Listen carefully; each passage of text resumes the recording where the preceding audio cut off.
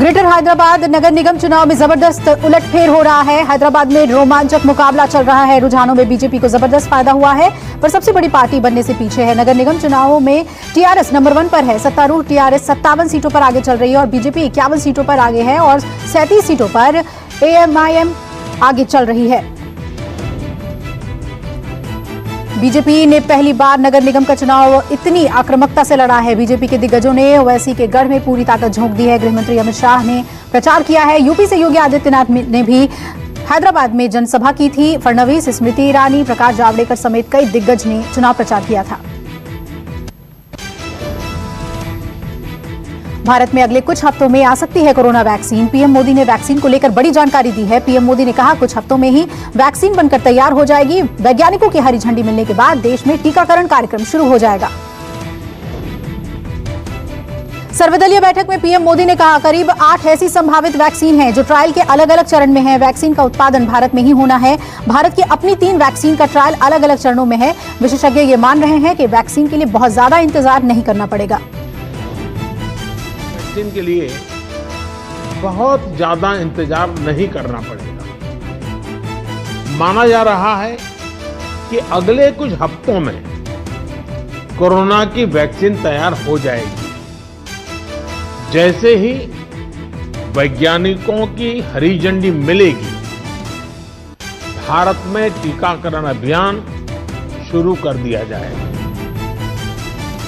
PM Modi ने आज corona पर सर्वदलीय बैठक की थी। बैठक में कोरोना वैक्सीन को लेकर पीएम ने सभी दलों के नेताओं से चर्चा की।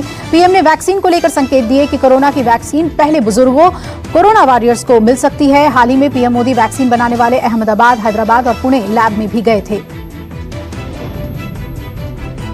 कोरोना वैक्सीन को लेकर एम्स के डायरेक्टर रणदीप गुलेरिया ने भी बड़ा बयान दिया है। डॉक्टर रणदीप गुलेरिया ने कहा कि वैक्सीन भारत से अब दूर नहीं है। डॉक्टर रणदीप गुलेरिया का दावा कि अगले महीने भारत को वैक्सीन मिल जाएगी। वैक्सीन डिस्ट्रीब्यूशन को लेकर सख्त कदम उठाने पड़ेंगे। कोरोना वैक्सीन का इंतजार कर रहे लोगों के लिए राहत की खबर। देसी वैक्सीन कोवैक्सीन का यूपी में आखिरी चरण का ट्रायल शुरू हुआ। कोवैक्सीन के अलावा रूसी वैक्सीन स्पुतनिक 5 का भी कानपुर में ट्रायल शुरू होगा। दूसरे और तीसरे चरण ट्रायल का होगा और ट्रायल से पहले वॉलंटियर्स का टेस्ट शुरू किया गया।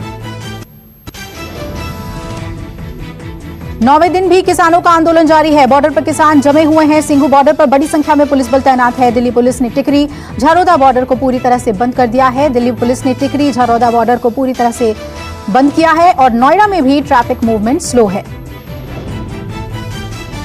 किसानों के प्रदर्शन के चलते NH 44 को दोनों तरफ से बंद किया गया। लोगों से NH 8 भोपुरा पेरिफेरल एक्सप्रेसवे लेन की सलाह दी गई है और प्रदर्शनकारी किसानों ने कहा कि जब तक मांगे पूरी नहीं होंगी पीछे नहीं हटेंगे। NH 24 पर गाजीपुर बॉर्डर पर गाजियाबाद से दिल्ली के लिए ट्रैफिक के लिए बंद है और लोग काफी परेशान हैं। किसान आंदोलन को लेकर सरकार ने बदलाव के संकेत दिए हैं। सूत्रों के मुताबिक सरकार तीनों कृषि कानूनों में कुछ बदलाव के लिए तैयार है। किसान संगठनों के साथ बैठक में सरकार ने यह भी संकेत दिया है कि वो MSP पर भी खुले मन से विचार कर सकती है। हालांकि किसान नेता कानून वापस लेने की मांग पर अड़े हुए हैं और अगली बैठक 5 दिसंबर को होगी। कृषि मंत्री नरेंद्र सिंह तोमर के नेतृत्व में 3 केंद्रीय मंत्रियों और आंदोलनकारी किसानों के बीच कल मंथन बैठक हुई थी, पर बात बेनतीजा रही। लगभग 8 घंटे चली बैठक में किसान नेता नए कृषि कानूनों को रद्द करने की अपनी मांग पर अड़े रहे। सरकार की ओर से कहा गया कि बैठक सकारात्मक रही। किसान बिल को लेकर पंजाब के मंत्री अरविंद केजरीवाल पर भड़के और पंजाब के मंत्री विजय इंदर सिंगला ने कहा कि तीनों किसान बिल को सबसे पहले नोटिफाई करके सीएम केजरीवाल ने अपना असली चेहरा दिखा दिया है। सीएम केजरीवाल ने बिल नोटिफाई करके किसानों को धोखा दिया है। किसान आंदोलन पर ट्वीट करके मुश्किल में फंस गई हैं कंगना रनौत को कानूनी नोटिस भेजा गया है। कंगना ने बुजुर्ग दादी को लेकर विवादित ट्वीट किया था, जिसे लेकर किसान आंदोलन पर फिल्मी कलाकारों में ही तू मैं तेज हो गई। दिलजीत दोसांझ ने कहा कि कंगना को तमीज नहीं है, पंजाबी सिखाएंगे तमीज, तो मीका बोले शर्म आती है कंगना रनौत पर। जम्मू कश्मीर डीडीसी चुनाव के तीसरे चरण का मतदान आज हुआ। 33 सीटों पर वोटिंग हुई। 28 नवंबर से शुरू हुई चुनाव प्रक्रिया 19 दिसंबर तक चलेगी। कुल 8 चरणों में वोट डाले जाएंगे, जबकि 22 दिसंबर को आएंगे नतीजे। अनुच्छेद 370 हटने के बाद जम्मू कश्मीर में डीडीसी चुनाव पहला चुनाव है। कड़ी सुरक्षा के बीच वोटिंग हुई। सीमा से कुछ ही दूरी पर बसे गांव के लोगों ने पाकिस्तान को कड़ा संदेश दिया। जम्मू में ढोल नगाड़ों पर नाचते हुए वोटर्स वोट डालने पहुंचे। ढोल नगाड़ों संग मतदाता जमकर नाचे। भारी उत्साह और जोश के साथ वोटर्स पोलिंग बूथ पर पहुंचे। वोट पाकिस्तानी रिफ्यूजी ने जमकर खुशी मनाई। वहीं 70 सालों बाद वोट डालने का अधिकार मिला है। दक्षिण कश्मीर के अनंतनाग के कोकरनाग इलाके में आतंकवादियों ने अपनी पार्टी के प्रत्याशी पर हमला किया। डीडीसी उम्मीदवार अनीस उल इस्लाम के हाथ पर 2 गोलियां लगी हैं। हमले के तुरंत बाद आतंकी भाग निकले। अनीस उल इस्लाम की हालत स्थिर है। सुरक्षा बलों ने इलाके को घेर कर आतंकियों की तलाश शुरू कर दी है। भोपाल में कोरोना वॉरियर्स पर पुलिस ने लाठीचार्ज करने पर सियासत शुरू हुई। राहुल गांधी ने ट्वीट करके शिवराज सरकार को घेरा। कहा, कोरोना योद्धाओं पर इस तरह की बेरहमी सिर्फ इसलिए क्योंकि वो अपने हक के लिए नौकरी के लिए धरना दे रहे थे। राहुल गांधी ने बीजेपी को अन्यायी सरकार कहा। कोरोना संक्रमण काल में कॉन्ट्रैक्ट के आधार पर काम करने वाले कर्मचारियों को सरकार ने हटा दिया था। 3 दिनों से नियमित करने की मांग को लेकर स्वास्थ्यकर्मी धरने पर बैठे थे। गुरुवार को पुलिस ने धरना हटाने के लिए लाठीचार्ज किया। कर्मचारियों का आरोप है कि सरकार ने कोरोना वॉरियर्स पर यूज एंड थ्रो वाली नीति अपनाई। गुजरात के बीजेपी नेता और पूर्व मंत्री बेटे समेत गिरफ्तार हुए। कोरोना नियमों का उल्लंघन कर सगाई में जुटाए थे 6000 लोग। गुजरात के पूर्व मंत्री कांति गामित की पोती की सगाई थी। सोशल मीडिया पर भीड़ का वीडियो वायरल हुआ था। पहली बार कोविड नियमों का उल्लंघन करने के मामले में किसी नेता की गिरफ्तारी हुई है। देश में कोरोना की लहर थोड़ी थमी। 5वें दिन 40,000 से कम मरीज सामने आए। आंकड़ों के मुताबिक पिछले 24 घंटे में कोरोना के 36,000 मामले सामने आए। एक दिन में 540 लोगों की मौत हुई। स्वास्थ्य मंत्रालय के मुताबिक भारत में कोरोना के कुल मामले बढ़कर 95,71,000 हुए। अब तक 1,39,188 लोगों की मौत हुई। राहत की बात है कि कुल एक्टिव केस लगातार कम हो रहे हैं। एक्टिव मरीजों की संख्या घटकर 4,16,000 हो गई है। पिछले 24 घंटे में एक्टिव केस की संख्या 6,861 घट गई। बीते एक दिन में 42,000 से ज्यादा लोग ठीक हुए हैं और अब तक 90 लाख से ज्यादा लोग कोरोना को मात दे चुके हैं। दिल्ली में कोरोना को लेकर राहत की खबर है। दिल्ली में कोरोना के एक्टिव मामलों की संख्या घटकर अब 30,000 से नीचे आ गई है। दिल्ली में पिछले एक दिन में 3,734 कोरोना के मरीज सामने आए। 82 लोगों की मौत हुई। दिल्ली में संक्रमण की दर घटकर 4.96% हो गई। कर्नाटक में कोरोना की दूसरी लहर की आशंका से पहले सरकार सतर्क हुई। न्यू ईयर सेलिब्रेशन पर रोक की सिफारिश की गई। कर्नाटक सरकार की एक कमेटी ने न्यू ईयर के आसपास नाइट कर्फ्यू लगाने को कहा है। कमेटी ने कहा है कि जनवरी या फरवरी में कोरोना की दूसरी लहर आ सकती है।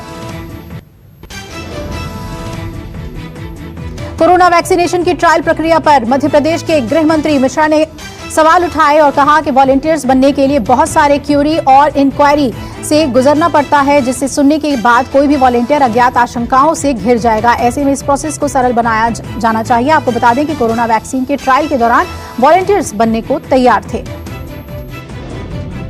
इसमें जो क्वेरी और इंक्वायरी है जो डॉक्टर साहब ने मुझे बताई, वो इतने प्रकार की है, इतनी ज़्यादा है कि उसको सुनने के बाद में वॉलंटियर अज्ञात आशंकाओं से ग्रसित हो जाएगा। वो सुनने के बाद आ ही नहीं पाएगा।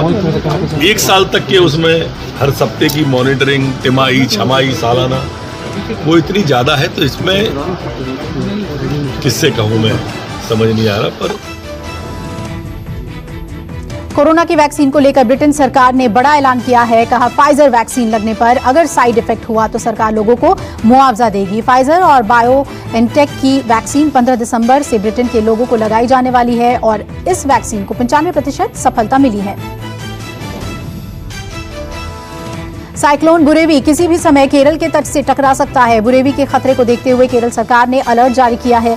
किसी भी आपात स्थिति से निपटने के लिए सरकार ने सभी एहतियाती कदम उठाए हैं। खतरे को देखते हुए केरल के तिरुवनंतपुरम एयरपोर्ट पर विमानों का संचालन रोक दिया गया है और कहा जा रहा है कि तूफान मन्नार की खाड़ी के पास डीप डिप्रेशन में कमजोर पड़ गया है। बुरेवी साइक्लोन को लेकर राज्य सरकार ने केरल के 5 जिलों में आज छुट्टी की घोषणा कर दी है। राज्य सरकार की ओर से जारी बयान में केरल के तिरुवनंतपुरम, कोल्लम, पथनमथिट्टा और आलप्पुझा और इदुक्की जिलों में अवकाश घोषित किया गया है। सरकार के जरिए इन 5 जिलों में 2000 से ज्यादा राहत शिविर खोल दिए गए हैं। देश के सबसे बड़े व्यापारिक संगठन फिक्की ने वर्ल्ड डिज्नी एशिया पैसिफिक के प्रेसिडेंट उदय शंकर को फिक्की का प्रेसिडेंट बनाया। देश में यह पहली बार हुआ है जब किसी मीडिया हस्ती को इस पद पर बिठाया गया है। आपको बता दें कि उदय शंकर मीडिया के नामचीन हस्तियों में शुमार हैं। यूपी के बांदा में भीषण सड़क हादसा हो गया। हादसे में 6 लोगों की मौत हुई और 2 लोग गंभीर रूप से घायल हो गए हैं। बताया जा रहा है, आपको बता दें कि बस और टेम्पो के बीच भीषण टक्कर हुई और घायलों को इलाज के लिए जिला अस्पताल में भर्ती कराया गया। एमपी के रतलाम में ट्रिपल मर्डर का मुख्य आरोपी पुलिस मुठभेड़ में ढेर हुआ। कई दिनों से पुलिस को आरोपी की तलाश थी। वहीं मुठभेड़ के दौरान 5 पुलिसकर्मी भी घायल हुए। मारे हुए आरोपी का नाम दिलीप देवल है, जिस पर लूट के साथ 3 लोगों की हत्या का आरोप है। मुंबई के कांदिवली इलाके में एक ही परिवार के 3 लोगों ने आत्महत्या कर ली। पैसे की तंगी से परेशान इस परिवार ने यह कदम उठाया। पिता और 2 बेटियों की इसी चलते खुदकुशी कर ली और घटना के बाद पूरे इलाके में दहशत फैल गई। वहीं पुलिस को शव के पास से सुसाइड नोट भी मिल गया। जयपुर में पीएफआई दफ्तर पर ईडी ने छापा मारा। 4.5 घंटे तक ईडी की छानबीन चली। जानकारी के मुताबिक ईडी ने दफ्तर के कई रिकॉर्ड को भी जब्त किए हैं और इसके बाद से पीएफआई के कार्यकर्ताओं ने जयपुर में ईडी के खिलाफ नाराजगी जताते हुए जमकर नारेबाजी की। जम्मू कश्मीर के राजौरी जिले में सड़क किनारे ग्रेनेड मिलने से हड़कंप मच गया। हरदल से गुर्जर मंडी और खीरो इलाके के बीच सड़क के किनारे ग्रेनेड बरामद किया गया। पुलिस ने ग्रेनेड को जब्त कर जांच शुरू कर दी है। नेटफ्लिक्स दिसंबर के महीने में एक खास मौका लेकर आया है। आज रात 12 बजे से सभी के लिए नेटफ्लिक्स का कॉन्ट्रैक्ट फ्री रहेगा। दरअसल नेटफ्लिक्स ने हफ्ते भर पहले यह ऐलान किया था कि भारत में स्ट्रीम फेस्ट के तहत नेटफ्लिक्स का फ्री एक्सेस दिया जाएगा। नेटफ्लिक्स का फ्री एक्सेस 2 दिन 5 और 6 दिसंबर तक रहेगा। रिजर्व बैंक ने ब्याज दरों में कोई बदलाव नहीं किया। रिजर्व बैंक ने रेपो रेट में 4% और रिवर्स रेपो रेट में 3.35% को बरकरार रखा। रिजर्व बैंक के गवर्नर शक्तिकांत दास ने कहा कि साल 2021 के लिए जीडीपी ग्रोथ -7.5% रहने का अनुमान है। कई शोज और फिल्मों में काम कर चुके शिव कुमार वर्मा गंभीर रूप से बीमार पड़े। फेफड़ों की बीमारी के चलते वो वेंटिलेटर पर उन्हें रखा गया है। सिने एंड टीवी आर्टिस्ट एसोसिएशन ने शिव कुमार के लिए आर्थिक मदद की अपील की है। आर्थिक मदद के लिए सलमान खान, अक्षय कुमार, अमिताभ बच्चन से अपील की गई है।